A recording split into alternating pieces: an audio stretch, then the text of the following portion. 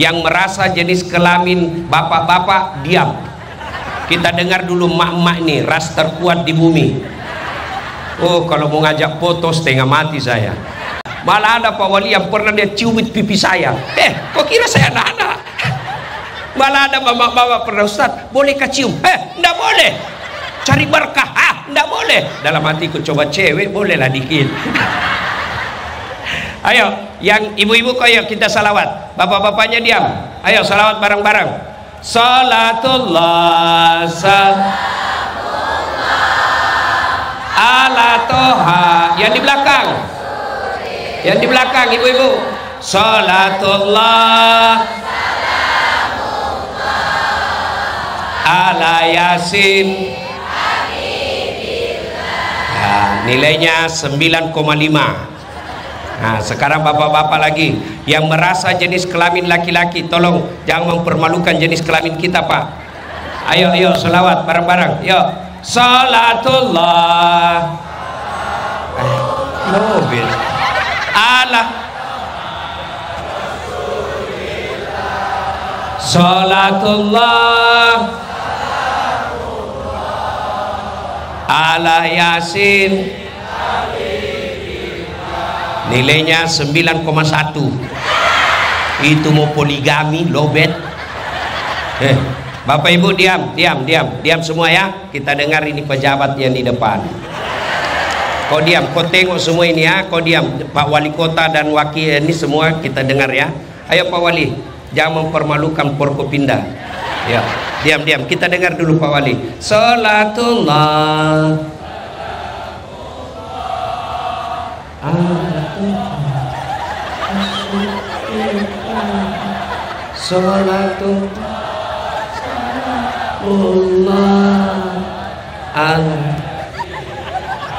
ya, agak fals sedikit. Berapa nilainya? Kita kasih nilai 9,9. Iya Bu, beliau yang undang saya. Bapak Ibu saudara-saudara sekalian teristimewa yang kita hormati, Bapak Wali Kota Kota Batam sekaligus Kepala BP Batam yang juga sekaligus Ketua HIPMI Kota Batam, Bapak Dr. Haji Amsakar Ahmad SSOS MSI yang insya Allah dimuliakan dan dirahmati Allah Subhanahu wa Ta'ala. Juga bapak-bapak yang disebut tadi namanya Pak Wali Kota, juga saya sebut juga dengan Allah, insya Allah dimuliakan oleh Allah Subhanahu wa Ta'ala. Ketika awal Islam didakwakan, dakwanya sembunyi-sembunyi. Nabi dakwah hanya dari rumah ke rumah, hanya sembunyi-sembunyi. Kenapa? Waktu itu Islam terbatas, bahkan jumlahnya baru belasan orang. Makin lama makin banyak yang menganut Islam, makin lama makin banyak yang masuk Islam. Kenapa? Karena kecintaannya kepada ayat-ayat Quran dan akhlak Rasulullah Muhammad SAW. Lalu makin banyak ketika Umar bin Khattab masuk Islam.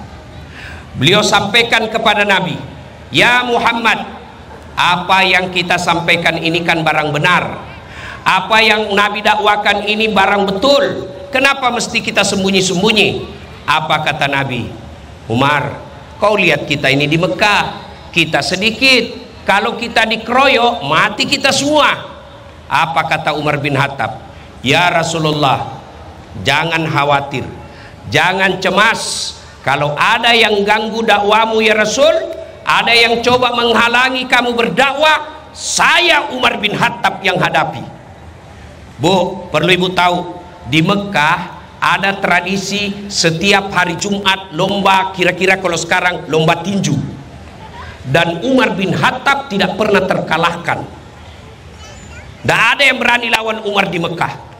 Maka Umar ketika masuk Islam, dia katakan, jangan ragu Nabi, kalau ada yang halangi kamu, saya Umar bin Khattab hadapi. Pelajaran pertama, para pendakwah, para penceramah, para penyebar kebaikan, temani preman.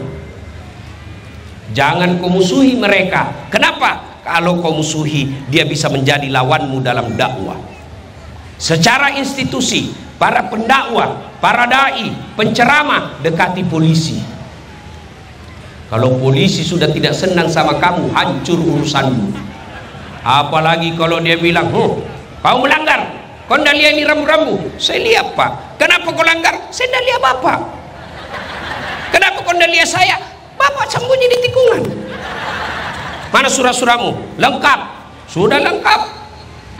Kau melanggar, pembohong kamu. Apa maksudnya, Pak? Itu motormu Honda, jaketmu Yamaha. Itu polisi film India. Kalau polisi Indonesia mengayomi, melayani, melindungi masyarakat.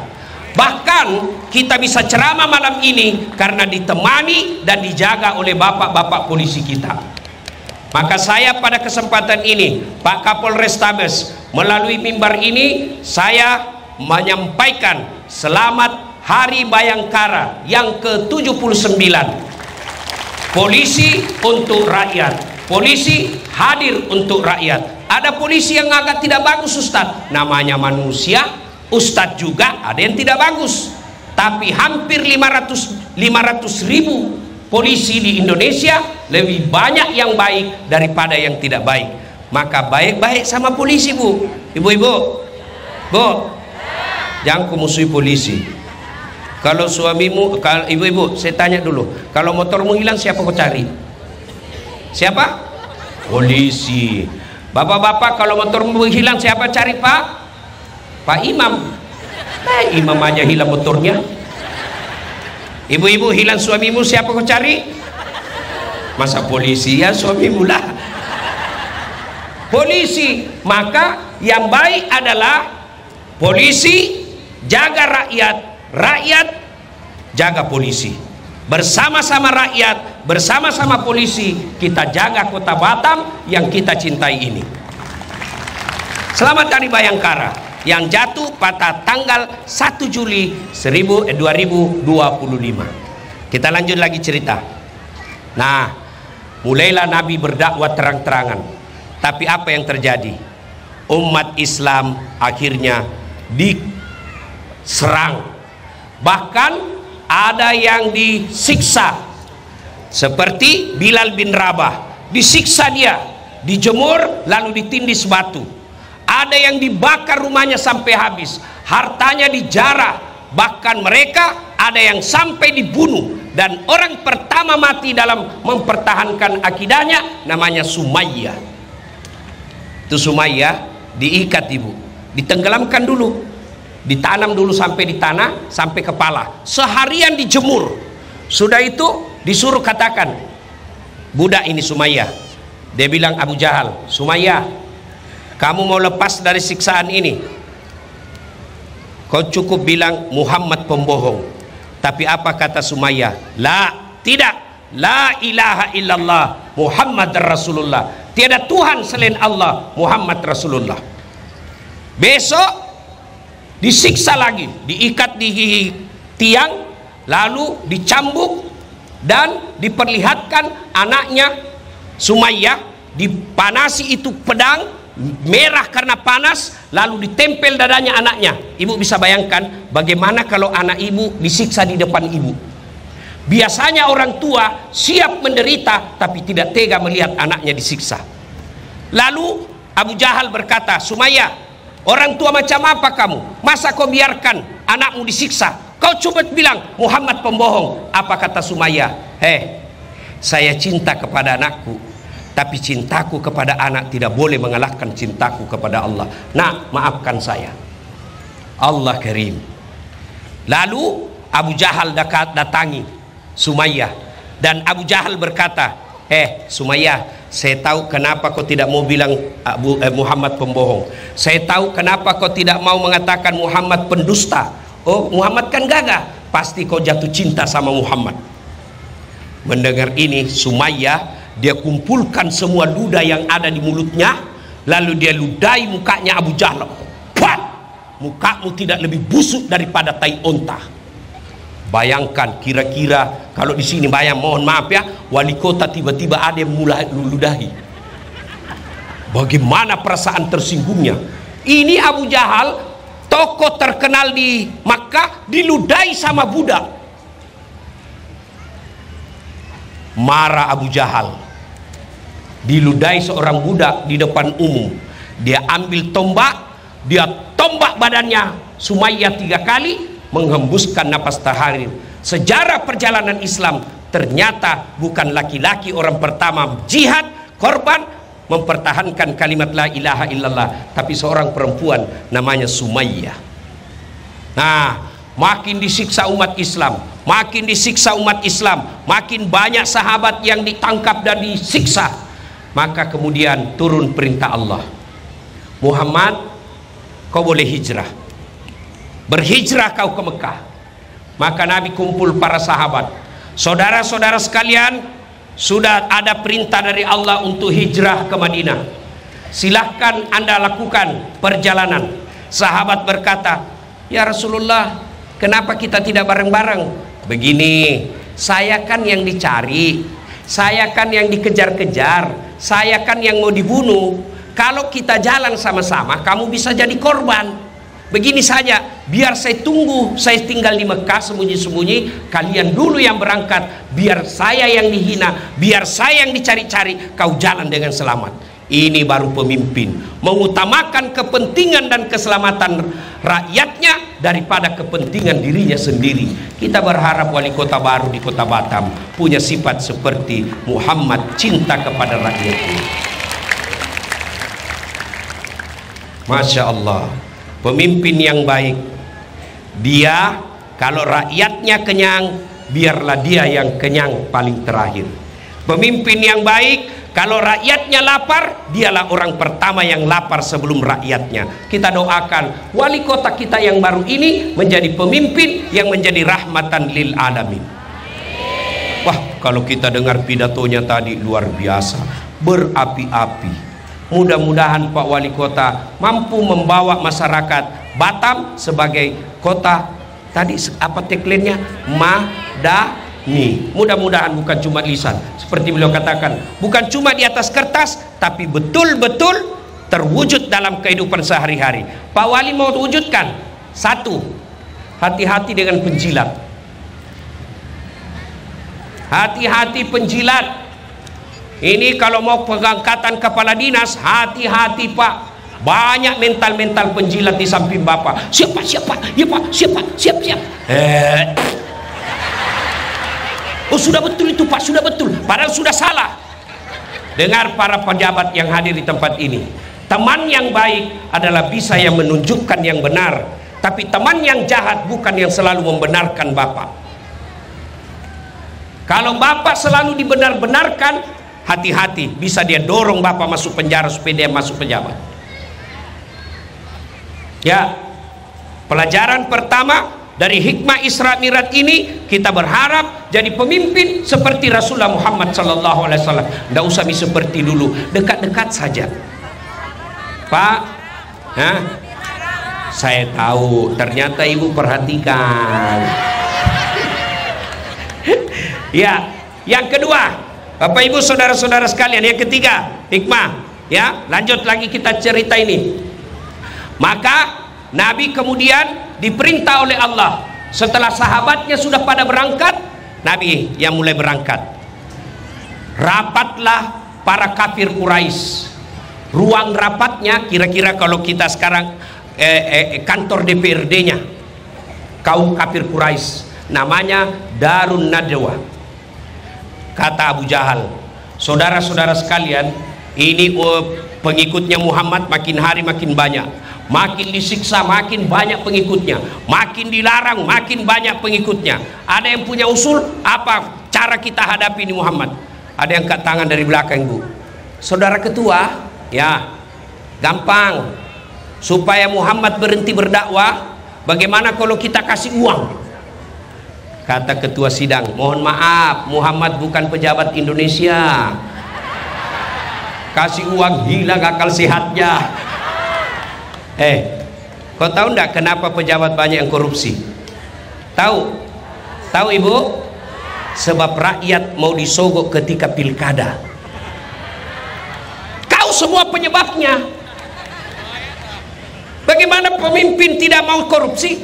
Mau jadi wali kota habis 50 miliar. Kenapa 50 miliar? Karena kamu semua minta wane piro. Jangan ketawa. Coba kalau semua rakyat tidak mau disogok, pemimpin yang mau jadi pemimpin tidak mau menyogok, maka yang lahir pemimpin adalah pemimpin yang betul-betul mensejahterakan rakyatnya. Mudah-mudahan pemimpin-pemimpin tidak ada lagi menyogok rakyat. Rakyat tidak ada lagi yang mau disogok. Nah, sekarang pilkada sudah selesai. Adik-adikku yang mau jadi pegawai, jangan kau nyogok. Mau jadi pegawai negeri nyogok sampai 500 juta. Mau jadi tentara, mau jadi polisi, mau jadi ASN, nyogok sampai ratusan juta. Apa hebatnya itu pegawai negeri? Mana ada pegawai negeri tidak ada utangnya di koperasi? Ayo, kenapa kau tahu Ustaz? Saya juga begitu. Saya ini PNS. Berapa gajimu Ustaz? 7 koma. Banyak betul. Maksudnya tanggal 7 sudah koma. Kau nyogok sampai 500 juta, gajimu 5 juta 1 bulan, biaya hidup 1 bulan aja itu tidak cukup. Bagaimana kau bisa kembalikan 500 juta? Biasanya kau menghalalkan segala cara untuk dapat itu. Mana bisa kita jadi pejabat, pegawai Ustadz kalau tidak nyogok? Bisa, saya buktinya. Saya beberapa saudara menjadi pegawai tidak ada sogok. Apa yang saya lakukan? Saya minta doa, ya Allah berikan saya kalau ini yang terbaik. Sudah itu, kalau sudah minta tidak dikasih, percaya apa yang kamu minta tidak baik. Sudah itu, minta ke ibumu. Ada ini dengar yang belum dapat kerja sampai sekarang, minta ibumu sholat tahajud, sholat hajat, Ramadan, Muharram ini kabul doa-doa. Seluruh nabi-nabi mendapat pertolongan Allah bulan Muharram. Nabi Adam dikabulkan doanya ketemu dengan Siti Hawa 10 Muharram. Nabi Nuh bebas dari perut ikan 10 Muharram. Nabi Ibrahim dibakar tidak dimakan 10 Muharram. Bulan Muharram bulan kabul doa. Maka saudara-saudara sekalian, adik-adik sekalian yang sampai saat ini belum dapat kerja, kau bangun sholat tahajud, minta kepada Allah. Kalau Allah kabulkan, tidak ada satupun kekuatan yang bisa menghalangi. Dan berikutnya, kalau sudah berdoa, jangan lupa, kalau kau sudah doa, ikhtiar tidak dikasih, berarti bukan itu yang terbaik. Selalu saya kasih contoh. 2014 yang lalu, saya ikut Pilwali Makassar. Kalau Ustadz tidak, cuma yang menang lebih banyak suaranya. Ternyata Allah tahu Pak, Ustadz tidak usah kau jadi pejabat, kau jadi ulama saja. Kalau kau jadi pejabat setengah mati kau hormat. Datang Kapolres siap komandan, datang Kapolda siap Pak Jenderal, datang lagi Gubernur siap Pak Gubernur, datang pemerintah siap Pak Menteri, datang Presiden siap Pak Presiden. Sekarang saya jadi ulama, mereka semua yang hormat sama saya. Kalau ada di sini pernah jadi caleg gagal, jangan sangka buruk. Ada di sini sudah tes mau jadi PNS, ternyata tidak lulus, jangan sangka buruk, sangka baik. Ada di sini kemarin baku lawan sama wali kota, tidak cukup serahnya menang. Jangan sangka buruk, lebih baik sangka baik. Ayo datangi Pak Wali Kota. Pak Wali Kota, selamat Anda menang. Tolong kalau ada penunjukan langsung bagi-bagi sedikit. Daripada musuhan, sangka baik. Nah, saudara-saudara sekalian, kita lanjut kisahnya. Setelah itu ada lagi yang usul. Kalau begitu Muhammad tidak bisa dikasih harta. Bagaimana kalau kita cari perempuan paling cantik di Mekah ini, kasih Muhammad. Apa kata dia? Bilang, tidak mungkin Muhammad, dia bukan pejabat Indonesia, kasih cewek hilang matanya. Kalau begitu kasih jabatan, tidak mungkin. Lalu bagaimana? Tiba-tiba dari belakang ada anak muda, dia angkat tangannya. Ketua, saya punya usul. Apa? Ya sudah, daripada banyak cerita, bunuh aja dia.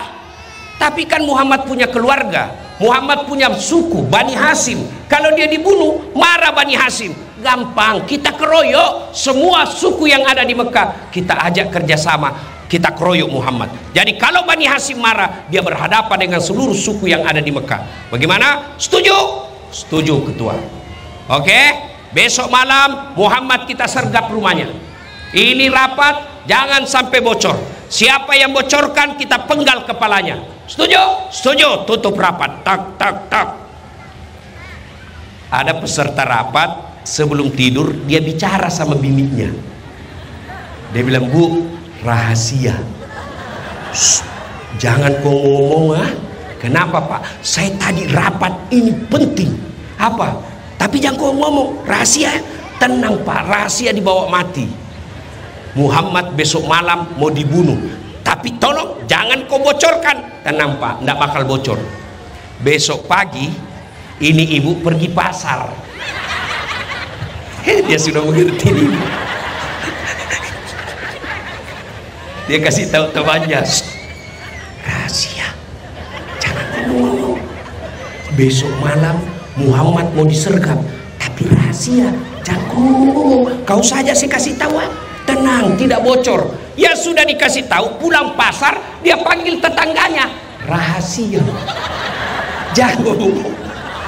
Ternyata dari dulu perempuan tidak bisa dapat rahasia, pasti bocor. Maka bapak-bapak yang ada duduk di depan ini sebagai pejabat negara, jangan bocorkan rahasia negara kepada istri karena pasti bocor. Ini muka-muka tukang gosip. Duduk saja begini masih gosip itu. Apa? Apa? Kenapa? Kayak umbul-umbul, tidak serasi kudungnya sama bajunya. Ketawa, memang begitu. Bahkan ustadz pun dia gosip, dan itu juga bajunya yang viral. Ya, nah sudah selesai. Yang tadinya jangan ngomong-ngomong, yang tadinya rahasia rapat, ternyata satu Mekah tahu. Yang suka dan cinta sama Nabi, mereka berkata, kasihannya, kok Muhammad orang baik, tidak pernah bohong, tidak pernah nyakiti orang, kok orang mau bunuh. Tapi yang jengkel dan marah sama Muhammad, dia sumpahi, rasai kau Muhammad, paling gaya kau, tunggu sebentar malam kau dibunuh. Kumpullah semua preman-preman algojo-algojo yang hebat, kepung rumahnya Nabi malam hari.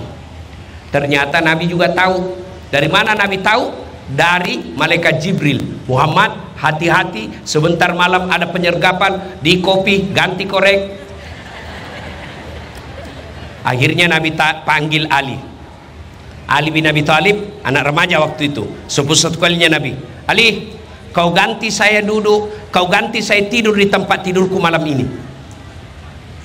Ibu-ibu, kira-kira apa yang terjadi kalau orang mau dibunuh dan disuruh kita tidur di tempat tidurnya? Paham maksudnya ini, Bu? Berarti kita disuruh ganti mati. Kalau ganti wali kota, banyak yang mau. Ganti anggota DPR, banyak yang mau, terutama yang dibawa namanya. Yang menang nomor 1, yang nomor 2 doanya mudah-mudahan ditangkap KPK supaya saya dapat dia, ganti dia. Iya, ini ganti mati. Maka Ali selesai hijrah. Nah, Ali ditanya, "Ya Ali, malam itu kan resikomu mati, kenapa kau mau ganti Nabi?" Dengar ini anak muda, apa jawaban Ali?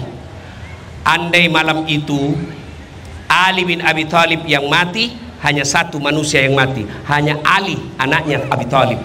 Tapi kalau Muhammad yang mati pada malam itu, bukan Muhammad saja yang mati, tapi cahaya kebenaran dunia akan hilang. Lebih baik saya yang mati daripada Muhammad." Mulailah disergap, dikepung rumahnya Nabi. Dalam cerita dijelaskan, biar kucing lewat pasti kelihatan. Allah perintahkan kepada Rasulullah Muhammad SAW membaca sebuah ayat. Siapa yang tahu ini ayat yang dibaca Nabi? Saya kasih hadiah. Ayo, uang ustadz. Siapa yang mau? Siapa yang tahu? Ayo Bu, adik-adik remaja, siapa yang tahu ayat yang dibaca Nabi? Saya kasih kau hadiah. Mana? Ayo. Mana? Satpol PP. Mana? Mana?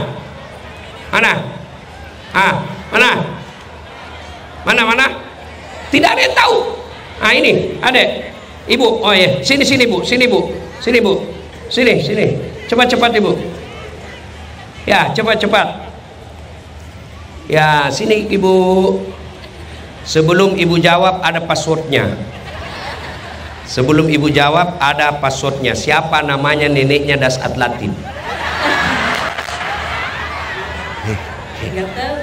Jawab mestinya neneknya Dasat Latin. Oke, ayat apa dia baca, Bu?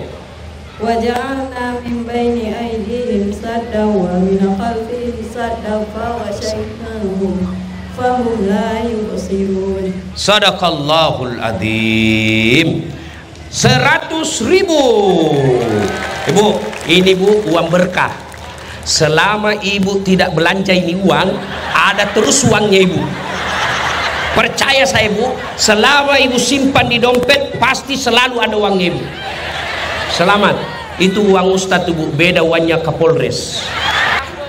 Silakan. Itulah ayat. Yang makna ayat itu di depan mereka, di belakang mereka seolah-olah ada dinding, kanan kiri mereka seolah-olah ada dinding, sehingga Nabi lewat tidak ada yang lihat. Inilah ayat yang dibaca nama siswaku ketika ada sweeping lalu lintas. Ada operasi, dia singgah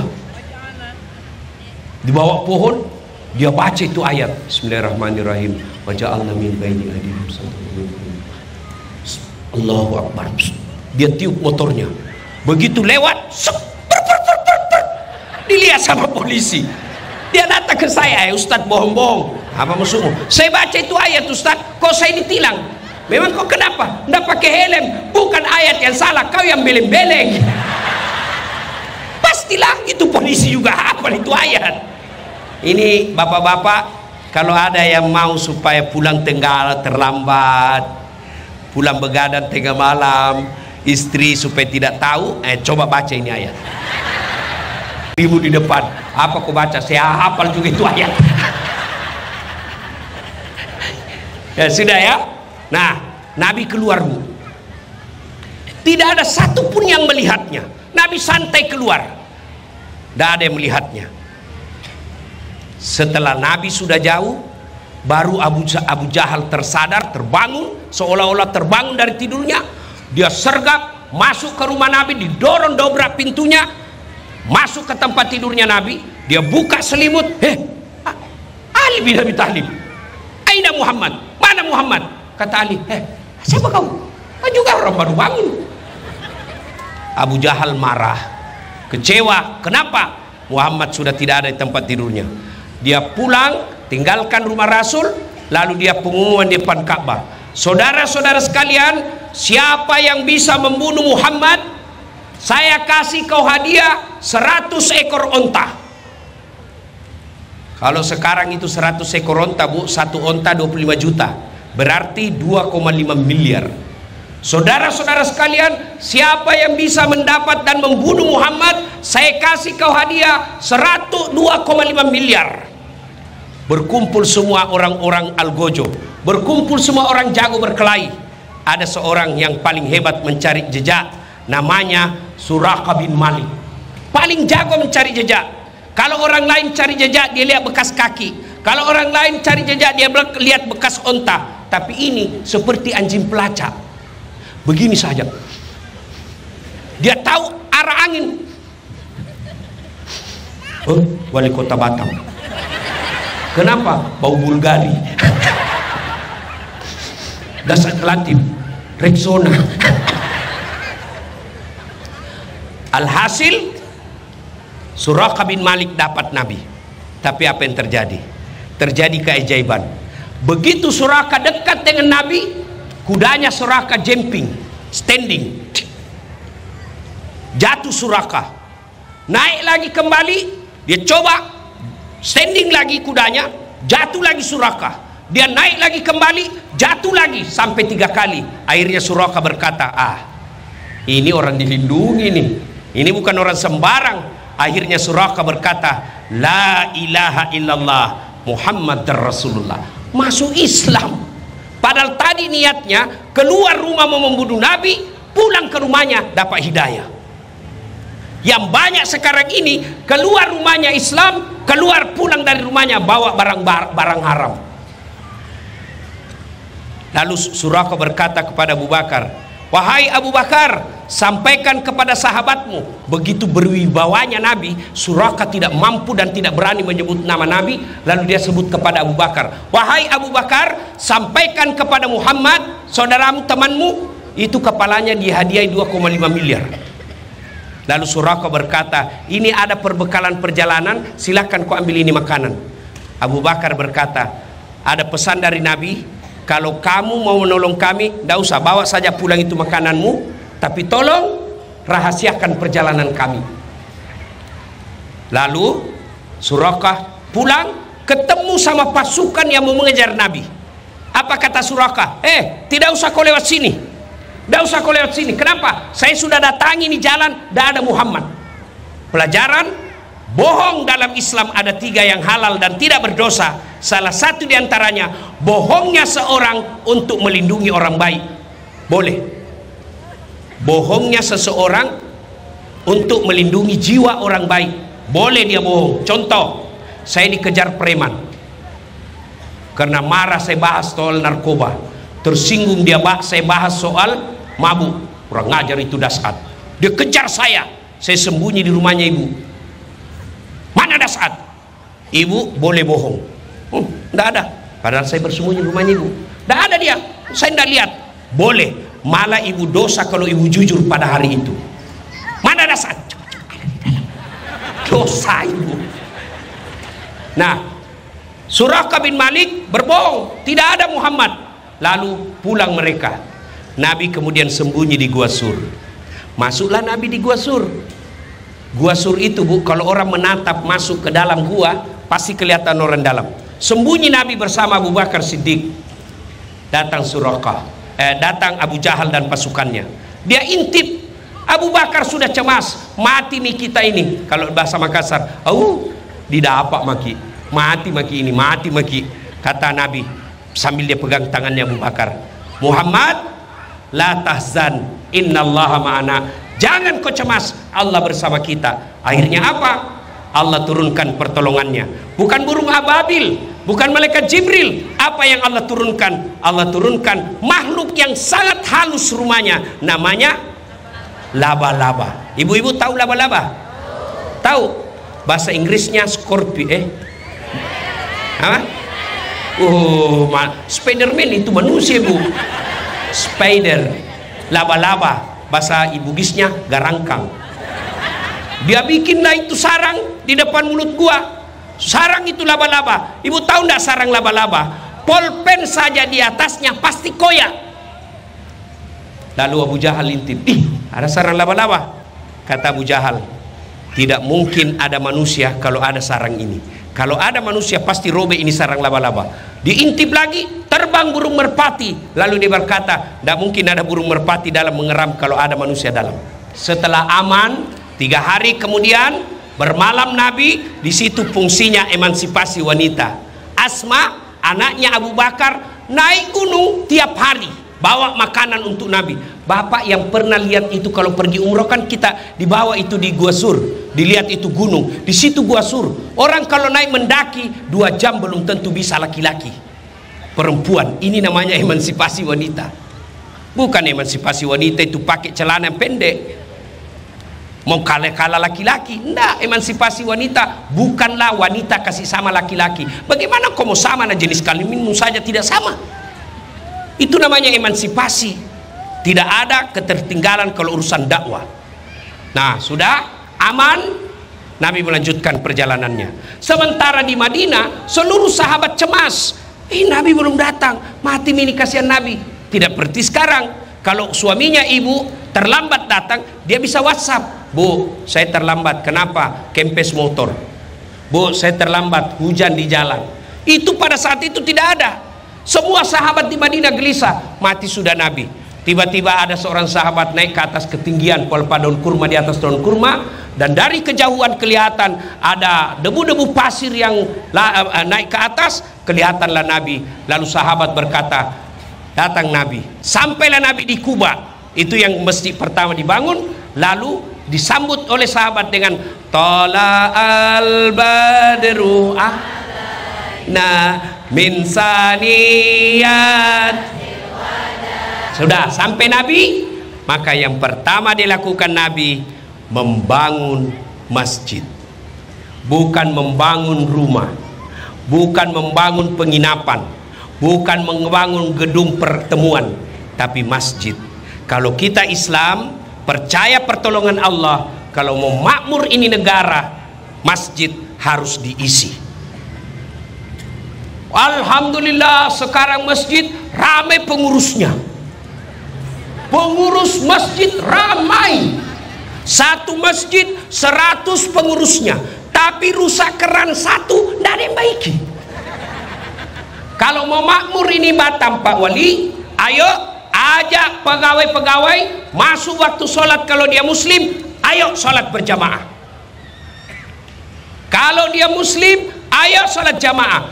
Kalau Allah sudah lihat kita rajin jamaah di masjid, pegang janji Allah, walau anna ahlal qura amanu wattaqau lapatahna barakati minas sama'i wal ard.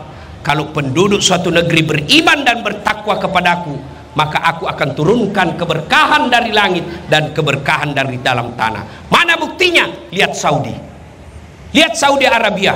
Tidak ada sawahnya, tidak pernah ada sawah di Saudi Arabia, tapi kita tidak pernah krisis pangan didengar di Saudi.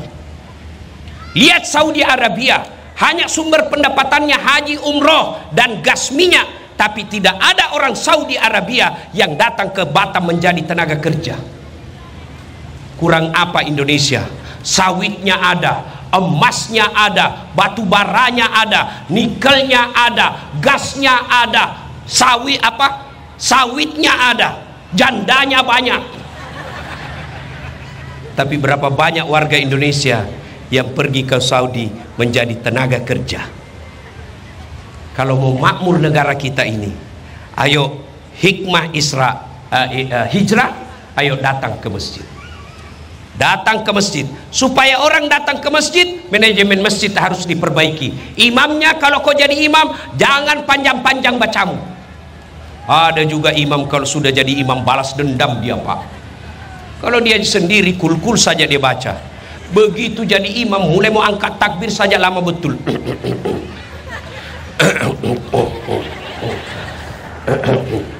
Apa aku tinggal langkah gitu selesai. Nabi bilang kalau kau jadi imam ringkaskan bacaanmu. Ini baru dia baca yang panjang-panjang. Coba kalau anak-anak baca, Pak Imam baca kul huwallahu ahad, anak-anak juga ikut kul huwallahu ahad, Allahu samad. Kenapa? Kita hafal. Tapi begitu imam membaca surah Al-Anfal ayat 5 sampai 40, dia husuk dengan bacaannya, kita husuk dengan hayalan. Kita mau ikut tidak dihafal, kita mau ruku belum selesai, terpaksa kita baca semua yang di dinding.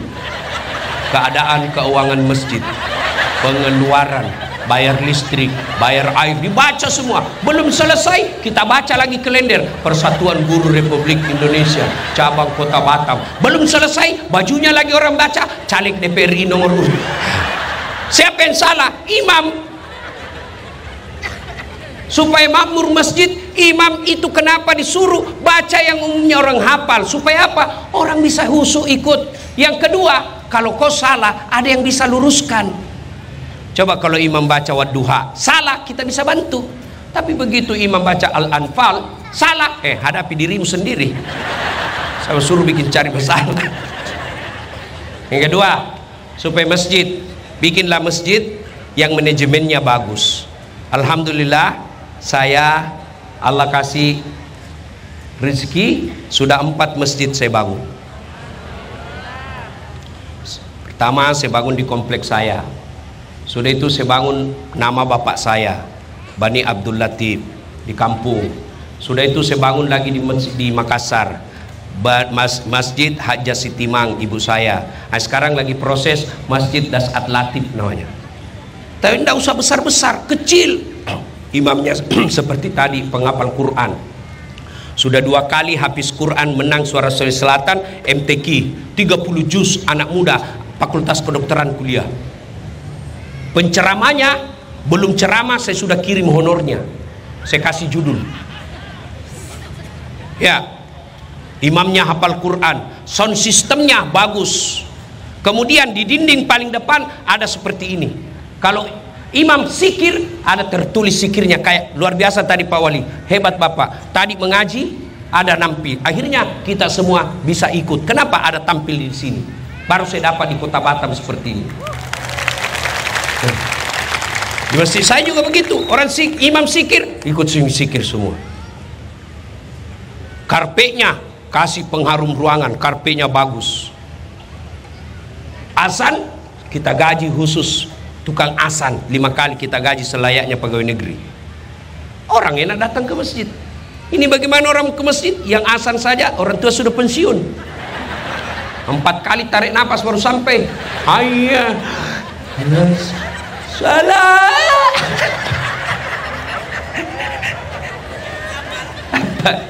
Masuk kita toiletnya, la haula wala quwwata illa billah. Ada lagi kuning-kuning di sana. Penceramanya mulai salam pertama sampai terakhir nerakanya terus dicerita. Kau dibanting, ditusuk pantatmu di. Kata anak muda yang usah kau mesti ada ini bikin takut itu pencerah. Iya toh?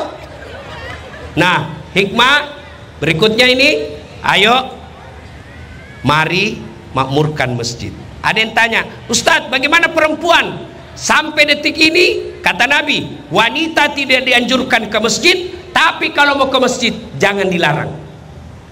Kenapa dulu tidak dianjurkan ke masjid? Karena perempuan kalau keluar rawan diculik dan diperkosa. Dulu tidak aman, sekarang aman di Kota Batam. Apalagi kalau ibu sudah usia 60 tahun, siapa mau culik kok? Bikin susah. Masya Allah. Andai saja saya jadi Kapolres, saya jadi Dandim, saya jadi wali kota, kalau saya mau angkat pejabat, saya lihat yang baik sholat berjamaahnya. Kalau dia baik sholat jamaahnya, insya Allah baik ahlaknya. Tapi kalau tidak baik sholatnya, Tuhannya saja ditipu, apalagi wali kotanya. Ya, nah Bapak saudara-saudara sekalian, nah sudah makmurkan masjid. Nah berikutnya amalan yang disunnahkan di bulan Muharram ini. 1, perbanyak istighfar. Perbanyak istighfar. Istighfar, boleh istighfarnya Nabi Yunus, la ilaha illa anta subhanaka inni kuntu minadh dhalimin. Astaghfirullahaladzim wa atubu ilaihi, la ilaha illa anta subhanaka inni kuntu minadh dhalimin. Terlalu panjang Ustaz, yang pendek saja. Astaghfirullahaladzim wa atubu ilaihi. Masih panjang Ustaz, kasih pendek lagi. Astagfirullah, astagfirullah, astagfirullah. Ya, dah, perbanyak istighfar. Bapak Ibu, bulan Muharram ini perbanyak istighfar. Boleh dengan menyanyi Astaghfirullah Rabbal Baraya, Astaghfirullah Minal Hataya. Ulang-ulang. Apakah karena dosa orang istighfar? Bukan cuma sekedar dosa. Kalau dosa istighfar, maka Nabi tidak istighfar. Kenapa? Nabi tidak ada dosa. Tapi sejarah membuktikan sekali Nabi duduk 100 kali istighfar. Yang kedua, amalan di bulan Muharram ini adalah puasa minimal. Ibu puasa 10 hari di bulan Muharram. Tidak bisa 10, 3 hari saja. Tidak bisa 1 hari saja. Tidak bisa juga yang kau harap masuk surga. Berikutnya yang ketiga, ibu-ibu, yang disunnahkan oleh Nabi bulan Muharram, berderma, bersedekah. Apakah sedekah itu harus banyak? Tidak. Sedekahnya ibu rumah tangga yang ngontrak-ngontrak, dia bawa 1 bungkus ke masjid hari Jumat, dia tulis di situ yang bawa, kasih Pak Imam untuk makan siang. Bisa jadi 1 bungkus dari ibu-ibu itu jauh lebih mulia daripada 100 bungkus dari kepala dinas yang pakai uang negara. Sedekah. Sedekah tidak selalu duit. Sedekah sesuai dengan profesi. Apa sedekahnya polisi? Bukan duit. Kalau sedekahnya Kapolres hanya duit, berapa duit dan gajinya Kapolres? Apa sedekahnya Kapolres? Melindungi, mengayomi, dan melayani masyarakat. Itu sedekahnya. Apa sedekahnya anggota DPR? Kau bikin perda bagaimana supaya masyarakat Batam gampang cari kerja. Itu sedekahnya. Apa sedekahnya wali kota? Bagaimana mengajak kepada masyarakat sama-sama mensejahterakan kota Batam. Apa sedekahnya mubalik? Kau ceramah jangan menghasut. Itulah ceramah kita. Itulah sedekah kita. Apa sedekahnya masyarakat? Sedekahnya kita adalah taat dan tunduk kepada aturan Republik Indonesia. Itulah sedekah kita. Tidak mesti kita sedekah duit, tapi kalau ada duit, sedekahlah. Dan tidak ada orang bangkrut gara-gara rajin sedekah. Bulan Muharram ini, Bu, doa mustajab. Supaya mustajab doanya, sedekah. Ibu-ibu, Bu, ada suamimu yang kau mulai lihat-lihat ada gelagak-gelagak selingkuh. Tidak usah kau periksa HP-nya. Kau periksa HP-nya, masih ada disimpan 2 di mobilnya. Ayo ibu, daripada ibu sibuk periksa HP dan tidak bisa kita lakukan pengawasan, lebih Allah yang ngawasi. Gimana caranya? Ibu bangun sholat tahajud. Sudah itu, selesai berdoa. Ya Allah, Engkau yang menetapkan cinta dan kasih sayang dalam hati suamiku. Lindungi suamiku ya Allah. Hindari dari wanita-wanita jahat. Tidak mungkin saya bisa melindungi, Engkau maha melindungi. Ya Allah, ini ada uangku 500.000, saya bawa ke panti asuhan, ke bawa penghafal Quran, saya kasih pendakwah, mudah-mudahan 500.000 itu suamiku terhindar dari wanita jahat. Itu lebih abdal, lebih gampang dan lebih mustajab kalau ibu lakukan daripada menguasai HP-nya. Coba amalkan itu mulai besok. Yang jadi masalah kalau suaminya juga ibu bangun, dia sholat juga. Ya Allah, capek sudah saya lihat istri saya ya Allah, ngamuk-ngamuk aja kerjanya ya Allah. Ini ada uangku 500.000 ya Allah, tolak bala. Mudah-mudahan istriku ikhlas, saya kawin lagi. Bingung malaikat, ya mana ini dikabulkan doa. Berderma ya Bapak Ibu saudara-saudara sekalian. Pada akhirnya hijrah dalam arti sejarah perjalanan Nabi dari Mekah ke Madinah hanya sekali terjadi. Tapi hijrah dalam arti konsep hidup setiap saat dan di mana saja bisa kita lakukan, yaitu menuju kepada kebaikan. Menuju kepada kebaikan konkretnya, satu, ayo tahun ini kita mulai menuju kebaikan. Rutin, tidak bisa 5 waktu, minimal ada 1-2 waktu sholat jamaah di masjid. Yang kedua, ada rezeki, berdermalah. Yang ketiga, lazimkan istighfar, minta ampun kepada Allah Subhanahu wa Ta'ala. Mudah-mudahan tahun baru ini Allah mengangkat derajat kita dan kita pun semakin dekat dengan Allah Subhanahu wa Ta'ala. Terima kasih. Sebelum saya akhiri, saya juga ingin berpantun. Meskipun orang Bugis tidak pandai berpantun, tapi karena cintaku kepada kota Batam, saya ingin berpantun. Untuk apa berbaju batik kalaulah tidak berkain kebaya? Untuk apa berwajah cantik kalau hanya membawa bahaya?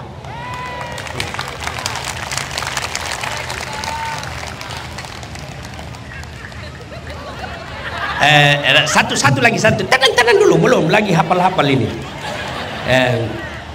Dari Jakarta ke kota Bandung menggunakan kereta. Di atas kereta ada harimau. Ya, saya tidak jadi naik. Demikian, mudah-mudahan ada manfaat. Lebih dan kurangnya mohon dimaafkan. Usikum wa nafsi bitaqwallah, fastabiqul khairat. Assalamualaikum warahmatullahi wabarakatuh.